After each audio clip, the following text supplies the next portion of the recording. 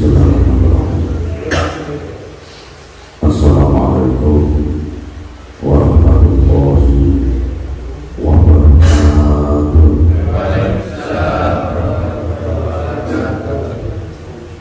Alhamdulillah, alhamdulillahirabbil alamin.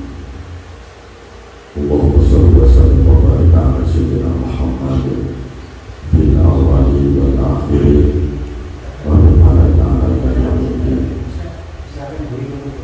ilahi anta maksudi wa rahmatullahi akhiri mahabbatana wa rahmatullah. Sebelum saya atas senantiasa mendapatkan berkah rahmat syafaat dan ridho dari Allah Subhanahu wa taala. Alhamdulillah, bersyukur yang sangat mendalam. Ada rasa kesambungan cinta kita kepada Allah Subhanahu wa taala, ada rasa terima kasih kita kepada Allah. Itu namanya wujud syukur. Syukur bil qalbi. Tidak semua orang diberikan ada kesambungan rasa syukur kepada Allah Subhanahu wa taala. Dan kebanyakan manusia itu banyak kufur, ingkar dengan Allah, juga ingkar dengan nikmat-nikmat Allah Subhanahu wa taala. Semoga semuanya dijadikan oleh Allah termasuk hamba yang pandai bersyukur kepada Allah Subhanahu wa taala, biar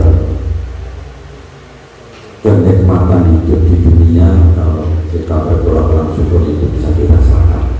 Tetapi nanti kita juga akan merasakan hikmahnya kalau kita bersyukur kepada Allah Subhanahu wa taala di akhirat nanti.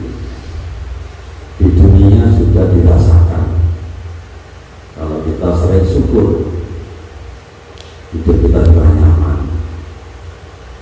Kepada nggak percaya buktikan, waktu kurang sehat, kurang fit, kalau ditanya teman kita bagaimana kabarnya, sampai jawab alhamdulillah 3 kali, lalu jawab alhamdulillah 3 kali alhamdulillah, lalu katakan sehat. Itu beda kan sampai dengan orang yang ditanya bagaimana kabarnya, dijawab saya lagi sakit, saya kurang sehat. Itu tidak ada beda, walaupun keadaannya sama. Sudah kita dibuktikan saja. Nanti yang terjadi dalam diri kita itu sudah ada perbedaan. Allahumma shalli ala sayyidina Muhammad. Terterakan dari baginda Rasulullah Muhammad sallallahu alaihi wasallam.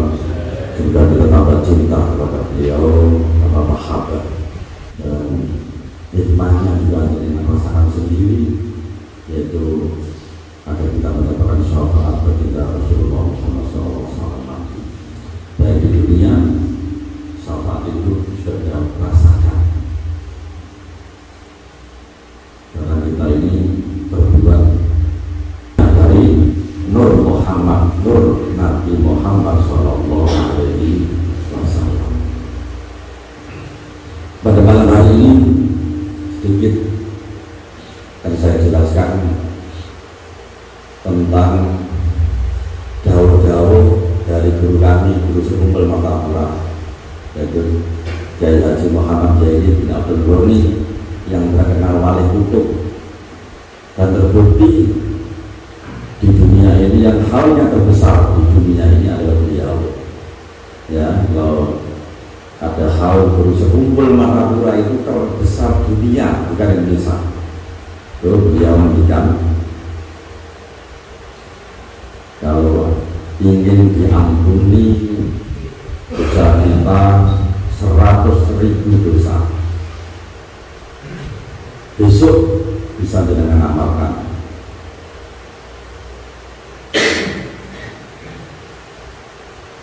Setelah sholat Jumat biasanya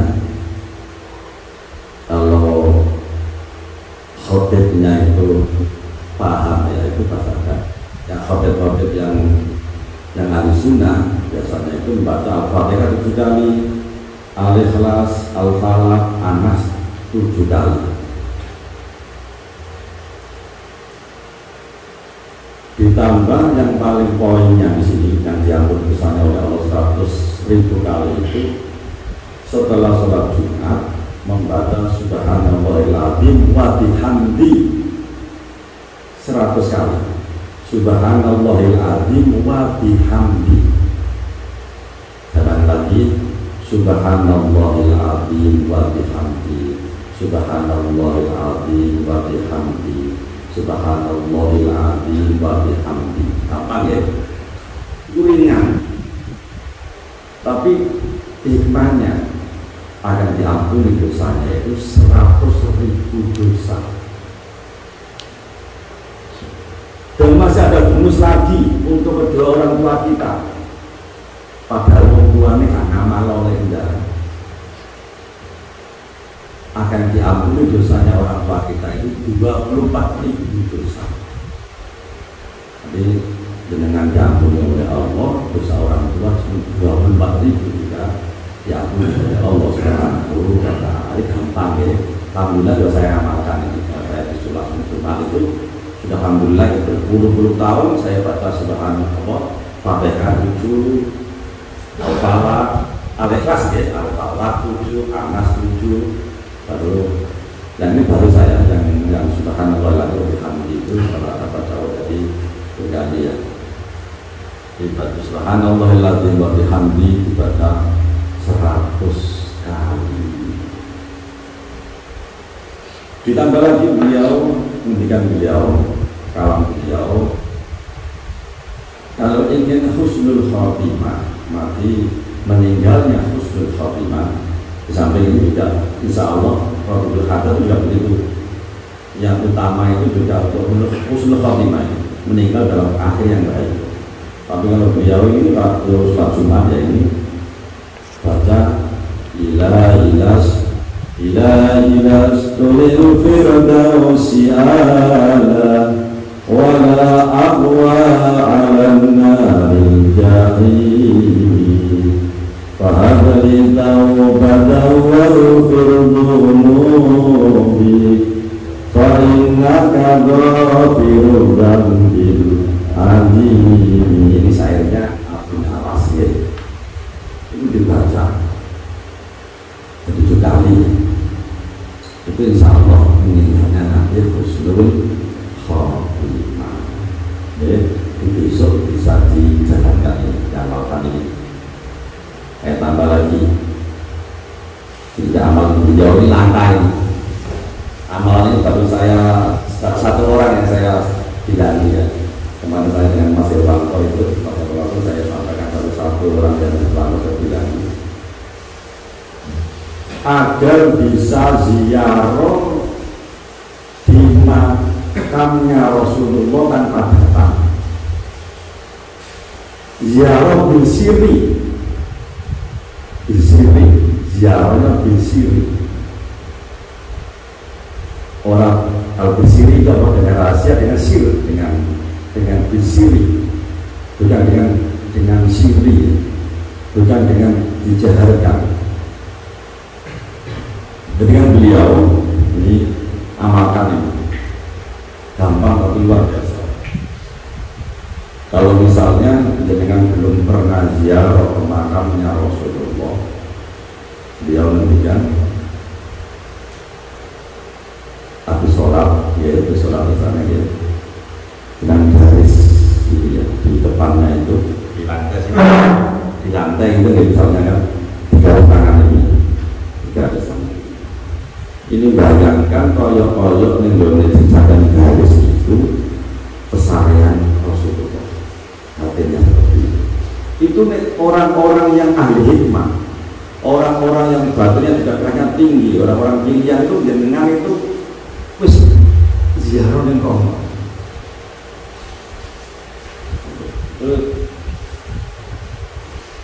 jadi kan beliau seperti itu lebih iso mudah-mudahan semuanya nanti bisa ziarah kepada Rasulullah SAW. Kalau belum sementara lakukan seperti ini disampaikan di hari Islam apa garis ini, kemudian ya biasa pakai jari ini. Ya dibayangkan kalau mengarah ini pesarian itu baru dengan ada Fatihah, ada tahlil dan sebagainya terserah. Itu seperti nilainya dengan disiri dengan itu ziarah ke makamnya Rasulullah. Itu yang ngendikan bukan Sampurna loh ini dari dulu sekumpul maka berada terkenal wali kutub dunia. Ngakoni di dunia ini baik orang awam, orang khusus itu ngakoni kalau beliau itu wali yang luar, wali yang tingkatannya tinggi. Baik ulama, orang awam manapun tidak masyhur beliau itu terkenal dengan wali kutub. Jadi 100 tahun yang akan datang belum tentu ada seperti beliau. Di wali-wali apa ulama-ulama di Jawa ini, Manli, Gus Dur, ya apa wali-wali, kelasnya wali maupun orang-orang terhormat, orang-orang kalau apa pengasuhan di sana, orang-orang yang apa yang katakan tokohnya ulama di Jawa atau Indonesia ini masih pernah silaturahmi untuk beliau karena kewalian beliau. Ya itu namanya itu gampang ya, dari sampai situ baru sampean ke membacakan tahlil, fatihah dan sebagainya. Seandainya misalnya ke jenengan biasanya habis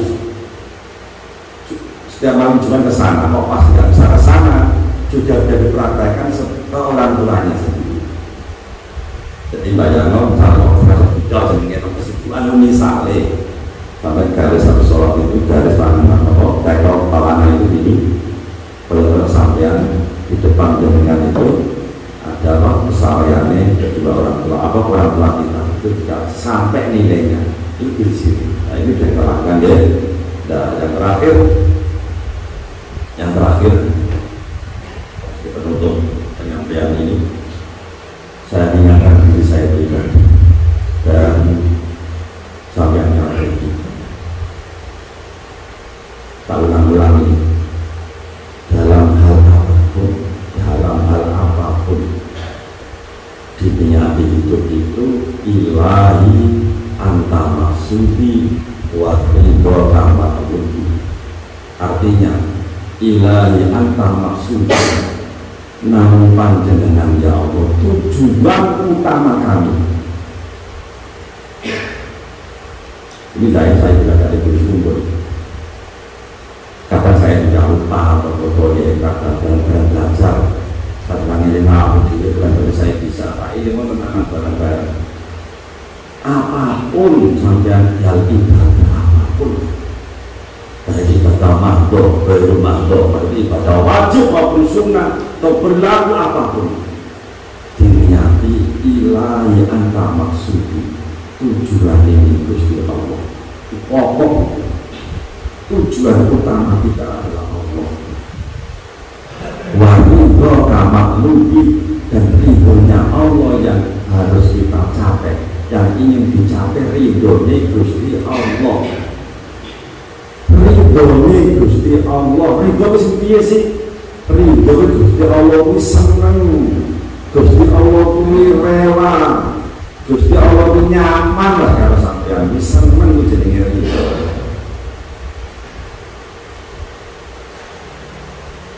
Amal apapun dilatih ya, makanya sampai kita sesuatu dilatih.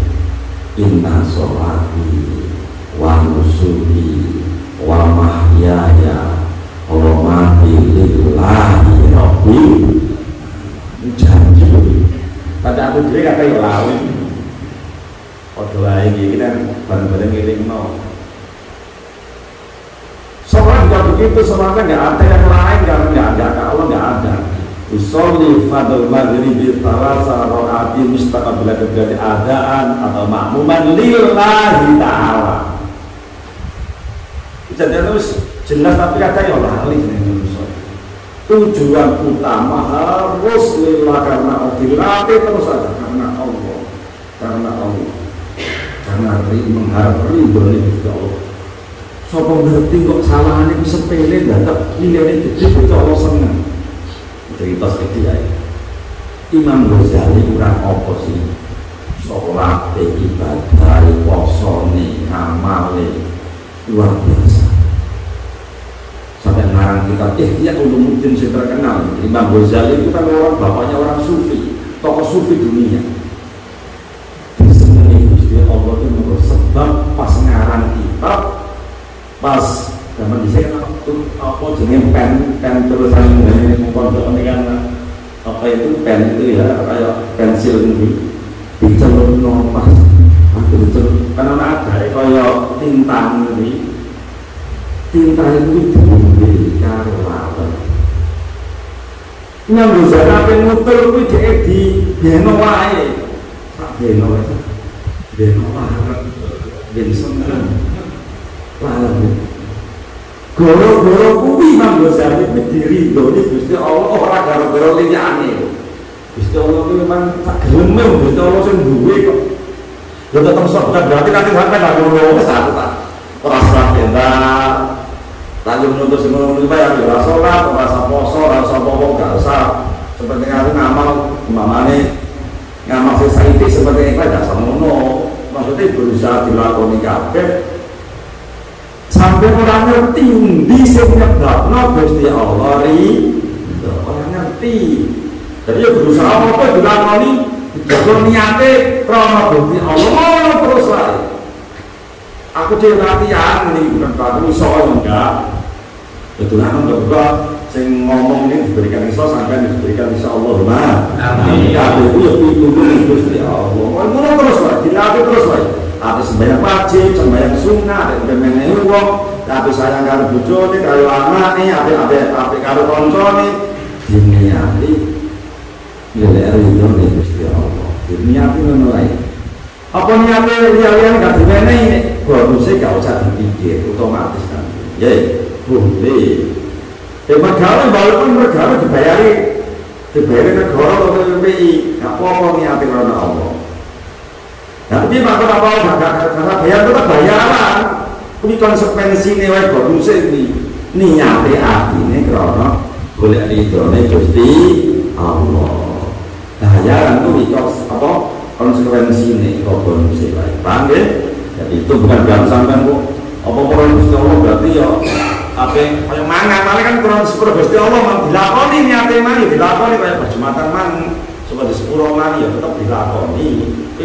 Efeknya diampuni Allah niatnya ya karena Gusti Allah. Paham ya?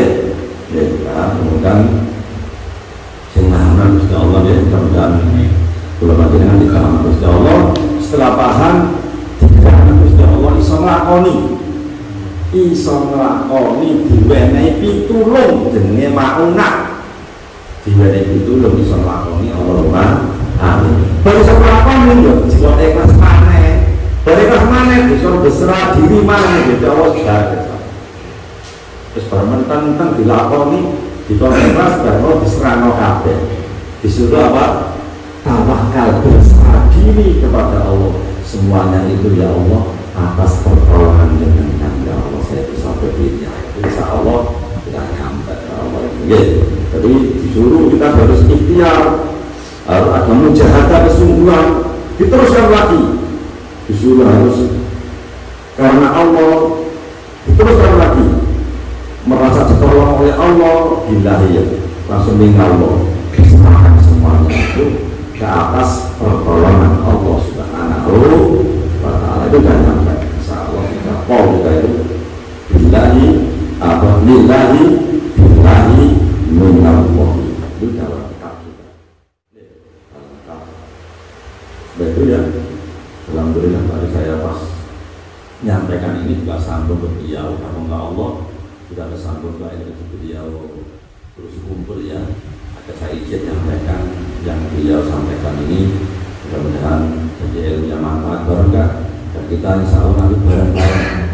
Saya ajak bareng-bareng, saya yakin waktu saya di sana juga akan beliau kalau saya belajar di sana ditunggu supaya diri Gusti Allah husnul khotimah dan masuk surga tanpa hisab. Allahumma amin. Itu penting. Orang diteliti langsung hidup meninggal langsung berat tanpa diteliti didelok. Ya repot ya dicek-cek ini beliau dengan nama dan Nggih, pun nggih.